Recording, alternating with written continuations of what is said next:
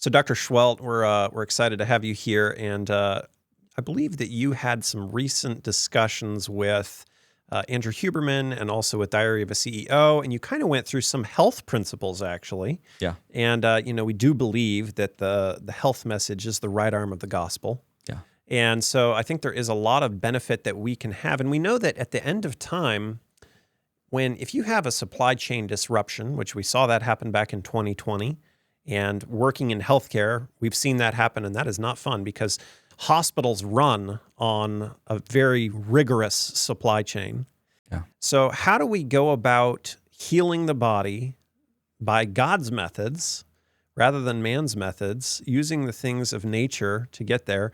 And what are some of your findings about that? Yeah, I've got a lot of exciting things that have happened that are developing even this year, and some of the studies that have come out specifically in light and sunlight, which is part of the 8 laws of health. So the 8 laws of health, sometimes we like to talk about it as NEWSTART. I know Weimar University has a program called NEWSTART, but basically it's nutrition, exercise, water, sunlight, temperance, which means not drinking alcohol, smoking, staying away from poisons, air, rest, and trust in God. So those are the 8 principles, the 8 laws of health. When we look at that, the way I like to look at it philosophically is if you can imagine different chains in a link, or different links in a chain, I should say, and that being your life. And each one of those links is an organ system. Mm-hmm. You have the heart, you've got the lungs, you've got the liver. And as we get older, if we are not living by those 8 laws of health, it's going to wear down our organs in an uneven manner. And we can see this towards the end of life. You've seen that, I'm sure, as well. Mm-hmm. People who you can look at someone and say, this person, when they die, it's going to be of heart disease. Yeah. This person, when they die, it's going to be their lungs are going to give out. Mm-hmm.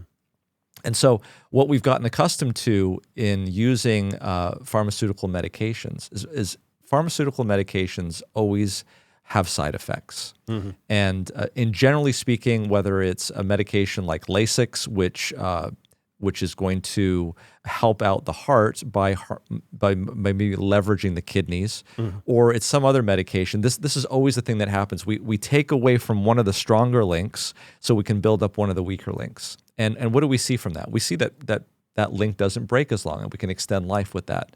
That doesn't necessarily mean that that's the best way to go, because with health principles, NEWSTART, for instance, what we see there is not side effects. What we actually see are side benefits. So in other words, people who exercise, you not only lose weight, but they also reduce the risk of stroke. Mm-hmm. People who have good nutrition not only can have better weight and less diabetes, but they can also think more clearly. Mm-hmm. So these are really the principles that we should use both in the acute and the chronic setting, so that, first of all, the links in our chain don't degrade as quickly mm-hmm. and unevenly. And actually, we can start to build up some of those links all across the board.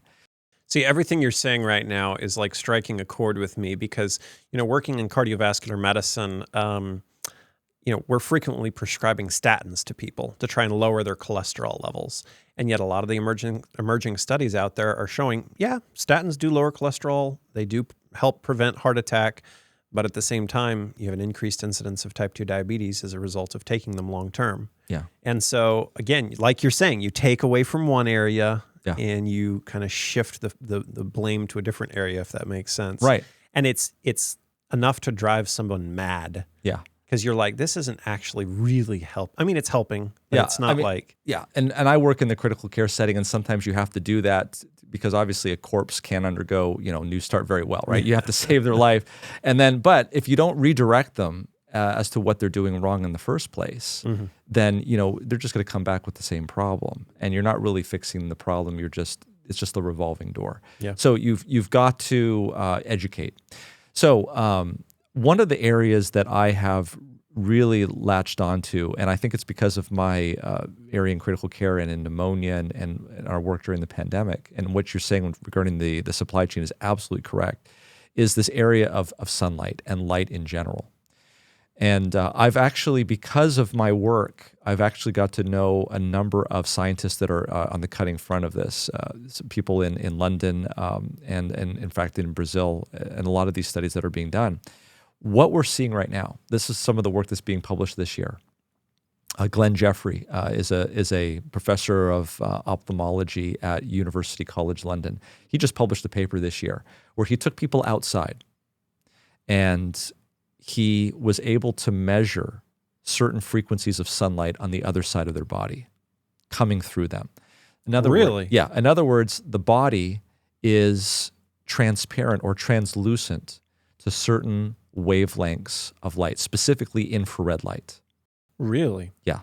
See, I know that, obviously anybody who's been a kid before, you take a bright flashlight, you shine it through your hand in a dark room and you can see the light go through. And you're like, oh, that's cool. You can kind of see the blood vessels and everything, But I didn't know it happens like through your entire body. Like that concept has never registered with me before. So this is something that's a physical attribute of waves. The longer the wavelength, the deeper penetration is. You know this intrinsically when you listen to sound. Like if you pull up to a stop sign and someone pulls up to you and playing that stuff they call music. Yeah. Okay. Yeah. Right. And so they're pulling the full range of music in their car. Yeah. You can feel it. Yeah. Yeah. But what is coming into your car? It's the type of frequency. The vibrations. Exactly. It's the low frequency sound. Sure. So the same thing with infrared light can penetrate very deeply. And not only, so what is it doing actually? It's penetrating through not only your body, but there's very good evidence that it goes through your clothes.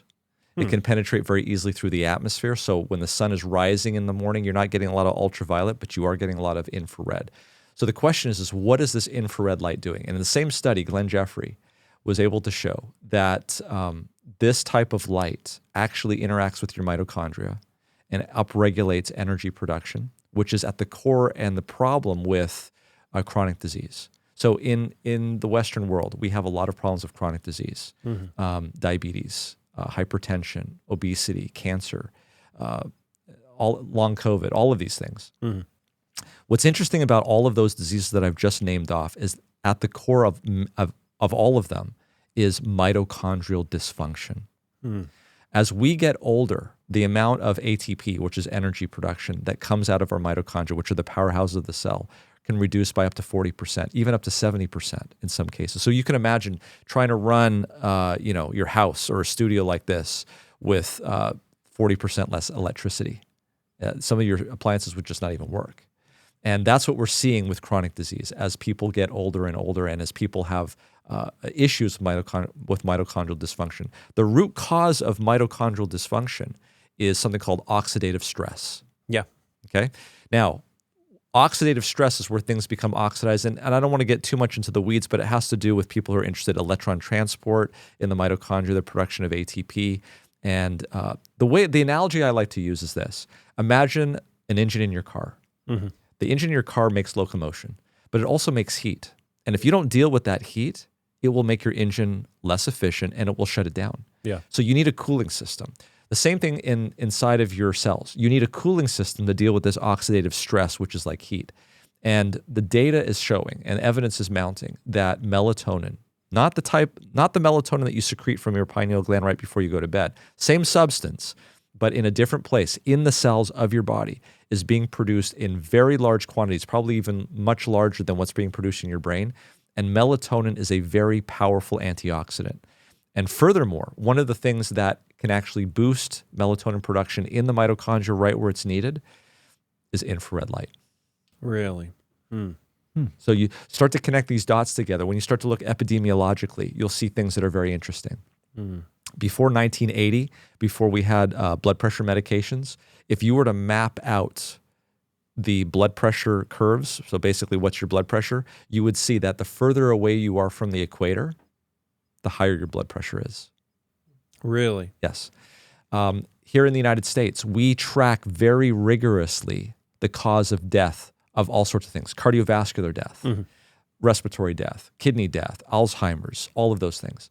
They all go up and peak 1 to 3 weeks after the shortest day of the year, and they all go down and are at the lowest 1 to 3 weeks after the longest day of the year. Wow. That's super interesting. Yeah. So, in other words, put all of this together, and there's studies at Harvard, there's studies that are international, they're all sort of showing the same thing. So what we're starting to do now, and you have to realize that we are in the worst case environment right now as human beings living right now in the 21st century. Why? because we live 93% of the time indoors. Yeah. Our jobs are indoors. We get up in the morning, go to our car in our garage, drive to an underground parking structure, work in an office, come back home. The sun is down. We go back to our homes. We turn on lights at home, which we're not supposed to be turning on late at night because it affects our circadian rhythm. So this is worse than we've ever been. But it's even worse than that because the lights that we have in our environment don't have infrared light in them because it costs extra money to make that infrared light. Really? And we are making light bulbs that are specifically devoid of infrared light because it's more energy efficient. And then the windows that we put on our rooms. I can tell you in California, it's the law. Basically, if you're going to put windows into a home and get things permitted, it has to be something called low E glass, which specifically blocks infrared light. Yeah, because you're carrying extra heat into the house. Absolutely. So it's less energy efficient. Yeah. Absolutely. So what we're seeing now is we're seeing patients not only in the hospital that are in this situation, but people at home who are not getting outside, nursing home patients. Those are the first patients that we saw with COVID that came in. And if you can imagine like a British sailor 300 years ago, okay, and they're on a ship and their teeth are bleeding and they're falling apart. And I come along and I say, I can solve all of your problems with this lemon. Yeah, get your vitamin C. Right? Yeah. They would say, "This is crazy. How could this possibly be?" Well, it's not that the lemon is solving their problems. The problem is that they're not having a good balanced nutritional diet of vitamin C. Sure. They're eating these meats that have been preserved in a way that eliminates all the vitamin C out of it. And as a result of that, giving them back vitamin C is going to be so beneficial. That's where we are right now with light. So they're doing a bunch of studies that have shown that giving infrared light to these patients, whether it's in the hospital, whether it's in the COVID unit, is speeding up their recovery. There's a study that just came out, published this year, MICU and SICU patients who got 15 minutes a day of infrared light, 30% reduction in length of stay. I wonder how would this affect like cold length? It's flu length. It works very well. So I can tell you there was a study that was published in Brazil where they took COVID-19 patients, admitted them to the hospital, and they actually made a jacket with LED bulbs on the inside giving off infrared light at 940 nanometers. They put it on all the patients in the study, but only flipped it on randomly on half of them. Okay, yeah. Okay, and they did it for 15 minutes a day, 7 days, and at the end of those 7 days, they monitored how long they stayed in the hospital. Those that had the jackets turned off, average length of stay was 12 days. Okay. Those that had it turned on, average length of stay was 8 days. So that cut 4 days off of admission. Now, if you're an administrator listening to this, working, Adventist administrator working at a hospital, so as you know, the way that hospitals are paid is you have a patient with a specific diagnosis, you get a specific amount of money. Yep. And that's the money that you start off with. If you can get the patients out faster. It's all about decreasing that length of stay. Absolutely. Yeah. And so we're seeing this. Here's another one. People who are in the hospital in a 2-bed room, the patient closest to the window gets discharged faster. So we're seeing all of this stuff. And if you look back at the Spirit of Prophecy and what Ellen White says about sunlight exposure, there's actually one very poignant message that she get. I can't quote it off the top of my head, but basically it goes like this. It's in the Loma Linda Messages. And she says, basically, I have been given much light on this topic. I've been thinking and praying about what we ought to be doing in Loma Linda in Southern California. And then she says this, we must get the patients to spend a lot of their time outside. I'm just reading some of her quotes right here. She says, the feeble one should press out into the sunshine as earnestly and naturally as do the shaded plants and vines. The pale and sickly grain blade that has struggled up out of the cold and early spring puts out the natural and healthy deep green after enjoying a few days the health and life-giving rays of the sun. Go out into the light and warmth of the glorious sun, you pale and sickly ones, and share with vegetation its life-giving, health-dealing power. I know that quote. And the thing that's really amazing about that quote is we experience infrared light specifically as warmth. Yeah. And she uses that very term. Get out into the sun and warmth of the sun. Yeah. It's almost as if she was calling out infrared light without calling out infrared light. This reminds me, though, she actually, at one of the sanitariums, the Adventist sanitariums back in the day, there was a gentleman who had tuberculosis. And he had a very, very bad case. You remember this, James? I remember that. Yeah. Yeah. He had this very, very bad case of tuberculosis. And they said, like, yeah, well, okay, basically, like, you're done. I mean, they didn't have ways of treating it like we do today. And so they instructed him to literally live outside. And so he set up this kind of like pop-up canopy style tent outside the sanitarium. And he lived there year round. Even when it was like 4 inches of snow outside, he lived outside. He never went indoors. And the reports were, and there's actual pictures of him there, like outside of his little tent outside the sanitarium. We'll have to see if we can find some of those.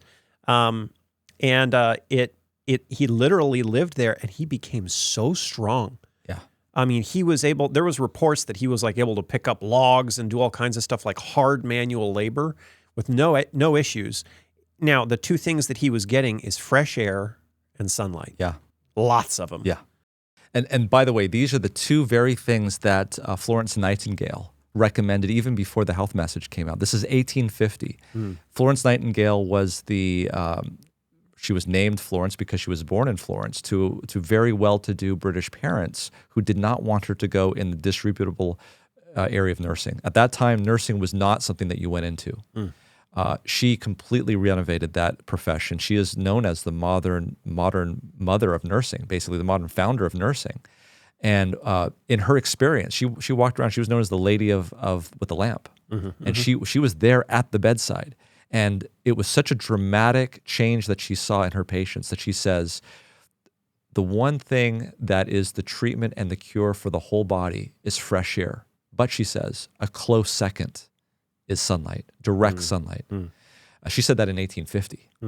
But you're absolutely right. Now, what's interesting about tuberculosis is that John Harvey Kellogg went to Austria and studied what Rollier was doing up in the high Alps of the mountains with his tuberculosis patients. This is well before any kind of antibiotics. Right. Okay. So he was getting cure rates. The key was high altitude. And why is that key? Tuberculosis is what we call an obligate aerobe. It needs oxygen. And at high altitudes, there's not as much oxygen. So you have an advantage there against the bacteria. That's number one. Number two, there's less atmosphere up there. And so ultraviolet radiation, which is hampered somewhat with the atmosphere, comes through. And for tuberculosis, ultraviolet radiation is actually very beneficial. So they kind of knew that this was going on. John Harvey Kellogg goes out to this guy, and he's trying to figure out how to adapt what he's doing in the altitudes of Austria and Europe down to Barren Springs. Sorry, you said ultraviolet light is very beneficial in the curing of tuberculosis? Okay. Absolutely. Okay. Yeah. Okay. Because it kills the bacteria. Okay. And so he had to adapt what they were doing there, and he brought this back with him. There's a really great scientific article that actually describes the history of John Harvey Kellogg going to Europe, figuring out what they were doing there, and then bringing that and adapting that for sea level Barren Springs, or I should say Battle Creek. At the sanitarium. At the sanitarium, yeah. And so he's building these light boxes. He's building all of these things to try to simulate what he sees is really beneficial. And it's funny because then the Europeans come back and see what he's done, and even though he copyrights it or he patents it, he never enforces these patents. Yeah. And the Europeans just take it and they just run with it, and they love it because now these people don't have to go all the way up to the mountain, and they're having all of these spas and with all of these devices that he's made. Yeah. And it comes full circle. It's a wonderful story about how this all works. But you're absolutely right. So this issue of supply chain can be seen here, because once you get to about 1920, in fact, I could probably specifically call out the date 1927. That's where we see a change. So what happened in the 1920s? This is what happened. There was a gentleman, a psychiatrist, by the name of Julius Wagner Jauregg. He was an Austrian psychiatrist, and he had an insane asylum. And many of his patients had neurosyphilis, which was making them crazy. Yeah. And he noticed that when his patients developed a fever, they actually had less symptoms. So he started to actually come together and have this idea that if he could just get his patients to have a fever, they would get better. So what he did was he took patients with malaria, which we did have the cure for at that time. It was quinine. Yeah. And he would infect these patients with malaria. So they would get these high fevers. Well, the high fevers cured The neurosyphilis. Really? Something Wow. they had never been able to do before Wow. in the history of medicine. He got the Nobel Prize for that. And all of these things started to come. It actually became the standard of care for neurosyphilis was either a heat closet, hydrotherapy, injecting the patient Sauna with or something. anything that would increase the body temperature. He got the Nobel Prize in 1927. Okay. In 1928, the very next year, we have Florey discovering and Fleming and these guys discovering penicillin, which is much easier to administer. I could show you a picture of the Sanitariums hydrotherapy crew. Like there's like 5 or 6 of these guys for the men, 5 or 6 of these women for the girls, and it's labor intensive. It takes a lot of time, a lot of work. Now, what's happening if you look in hospital architecture in the 1920s, when you start looking at the discovery of these medications, instead of the medical infrastructure looking at the discovery of antibiotics as an and, they see it as an or. Yeah.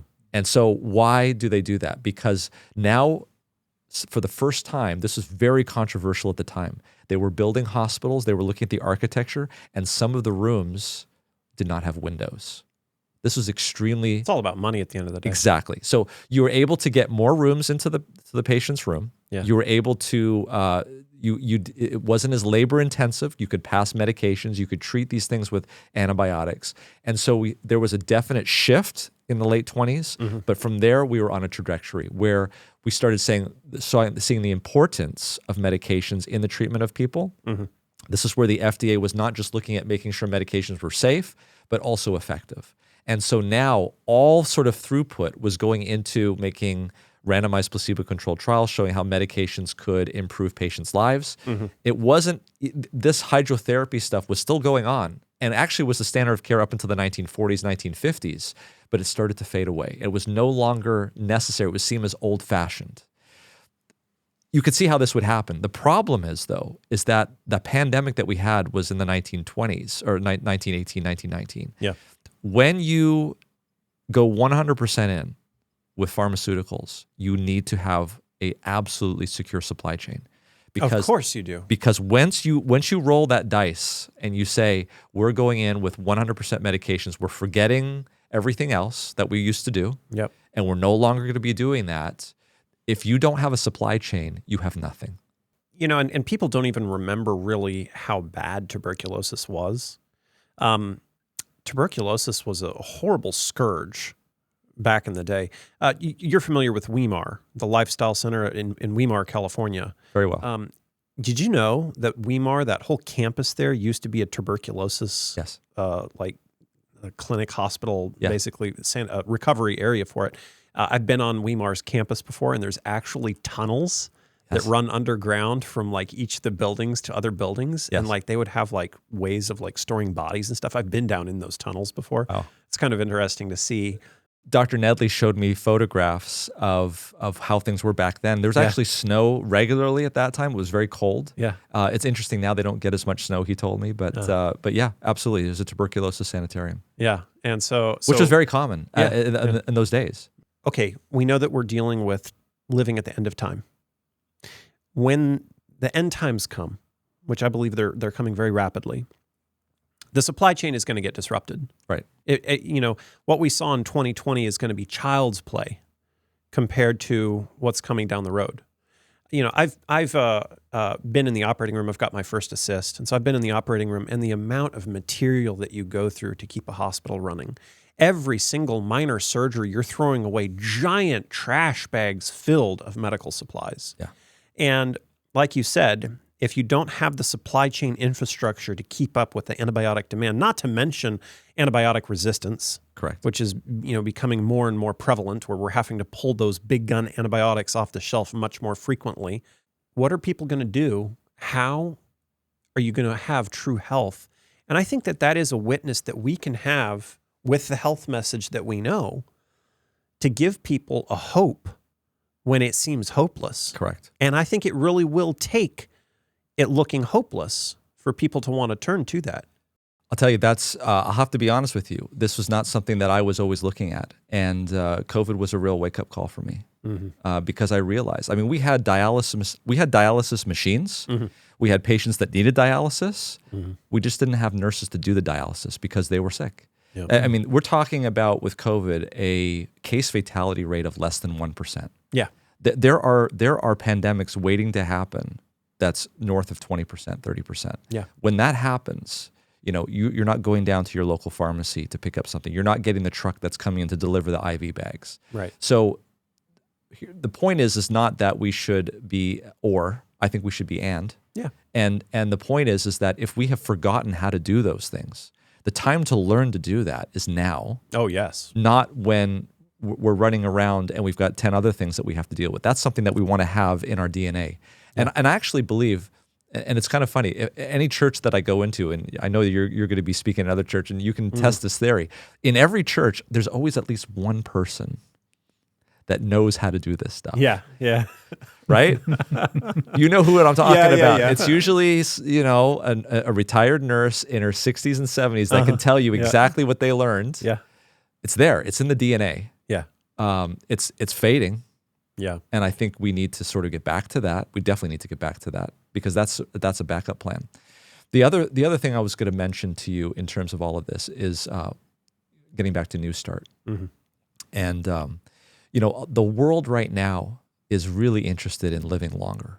Yeah. And they see that NEWSTART can do that.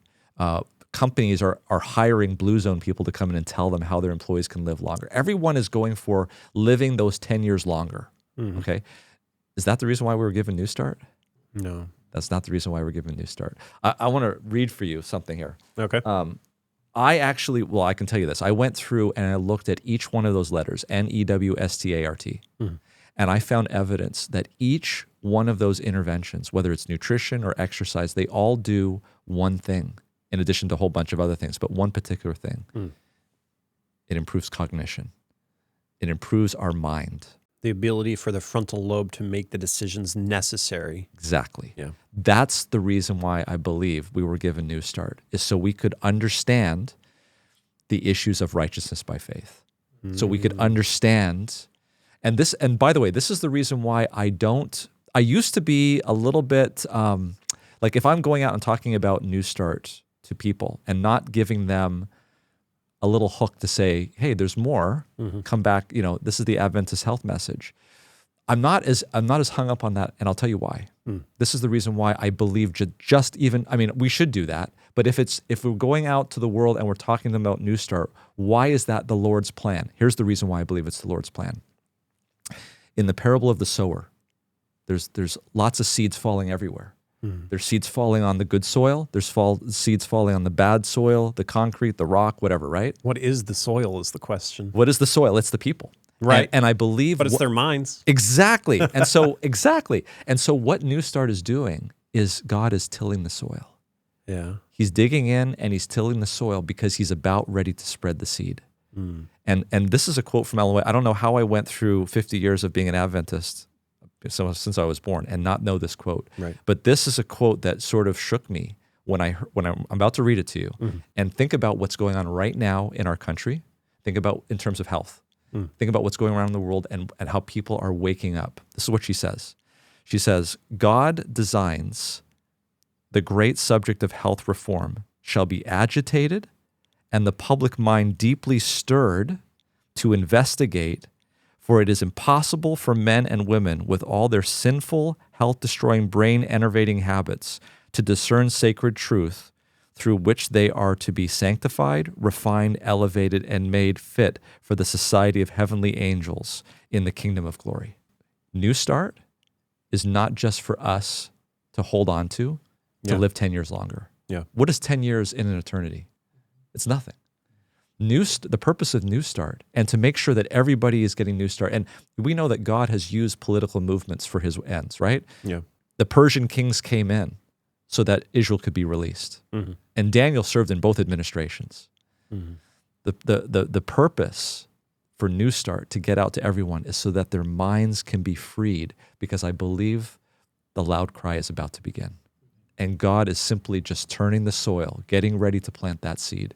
So does that mean that there's going to be a health crisis? I see it this way. People are asking, I want to get to the root cause of my problem. Yeah. I don't want just the medication why do I have this problem? And how do I get rid of it? Mm-hmm. I think we weren't seeing that before. People are just wanting a pill. And trust me, there are still people that just want that. I mean, people come to me and I tell them about lifestyle. And if I don't give them a tablet or a pill, then they think I haven't listened to them or I'm just patronizing them or I'm not taking them seriously. But I believe that the needle is moving. And for those people that want to understand, God is moving them in this direction. I'll tell you, I have never seen a time right now more open to talking about health, to talking about spirituality, religion, things of that nature. People are open to it, and I'm seeing it being talked about. And I think this is the time to move. And I bring this up to say, number one, don't feel bad if all people get from you is just the health message without the hook of, spirituality. God is standing at the door of everyone's hearts and he's knocking. Exactly. And so because I believe that just the health message itself is preparing the mind to accept something in the future. That's encouraging because a lot of the time it feels like, you can share something with someone about the health message, but you can't talk to them about religion. Right. Well, let me tell you one other thing that really encouraged me on the Diary of a CEO. Stephen Bartlett. He's an atheist, but we went through NEWSTART, and I have to give credit to whoever came up with that wording because the last T, as I always put the last T, is trust in God, because as you have gone through the evidence of all these things, and you bring up trust at the end, that's when they're most likely to actually be open-minded to listen to that. There was a comment on that video. They said, I listened, and it was right at the end that I brought this up. They said, I listened to this 2-hour video, and in the first hour and 50 minutes, I learned about all of this, scientific education. It says, if I had just listened to the last 10 minutes of this podcast, I would have dismissed this doctor as a crackpot. But because I listened to the first hour and 50 minutes, and he built his topic, and he showed evidence from science, I am now far more open-minded to listen to what he has to say about trust and religion. And I say, isn't that not the health message? Amen. Yeah. So I like the order of NEWSTART. Yeah. I remember back in the pandemic area when one of the things that we discovered was vitamin D supplements, or just vitamin D deficiency was strongly linked to a worse mortality rate with that. But then the sad part is that even in this local area, you had the boat ramps shut down. They'd put big rocks in front of them, blocking people from going out and presumably getting a lot of sunshine out there. And I remember going fishing out one day and finding, unfortunately, those people who are not educated maybe in the importance of sunlight in a crisis like that. Oh, you're out in a pandemic, out fishing, like it was some kind of big emergency that, you weren't locked down in your home. And it's just interesting how people don't understand, the importance of that, and even how effectively it kills viruses. Being outside is probably the safest place in a time like that. Yeah, I think that the message that a lot of the authorities gave was to stay home. But people took that as to stay inside. And that was unfortunate. The vitamin D issue was very interesting. I agree. I mean, completely that we saw, no question about it, there was a definite predictability of vitamin D. People with good vitamin D levels did generally well. People with low vitamin D levels didn't. And so, obviously correlation does not mean causation. But nevertheless, what are you going to do? So we were supplementing people with vitamin D when they came into the hospital. It didn't work particularly well. But what I began to understand was this, is that I believe the vitamin D that we were seeing was simply a marker of sunlight. People who got out into the sun had better vitamin D levels. And because they were getting to the sun, they were getting the infrared, they were getting the whole... If I were to get into the science of this, and I don't want to because it could take a long time, you would realize that the sun and how it mixes infrared with ultraviolet, and when it rises and sets and the wavelengths, it's no surprise, it's perfectly matched to exactly what it is that we need. Interesting. It's almost like God planned it that way. Yeah. Well, I think we need to be studying this topic more. I think that we need to be looking at how how this affects the body. You know, one of the other presentations that we have pending, and if you're watching this and you really want to see this, drop a comment down below so that we can know if you're interested in seeing this, is we actually have a discussion about the pathophysiology of worship and how worship actually can structurally change your brain. And it can actually down-regulate portions, the amygdala, the fear response. So we have a whole discussion about that we're considering putting on here. So it'd be I'm looking forward to that. Yeah. Thank you very much for joining us for this episode. Guys, don't forget to like, share, and subscribe to this YouTube channel so that you can stay up to date, because we've got a lot of exciting episodes coming.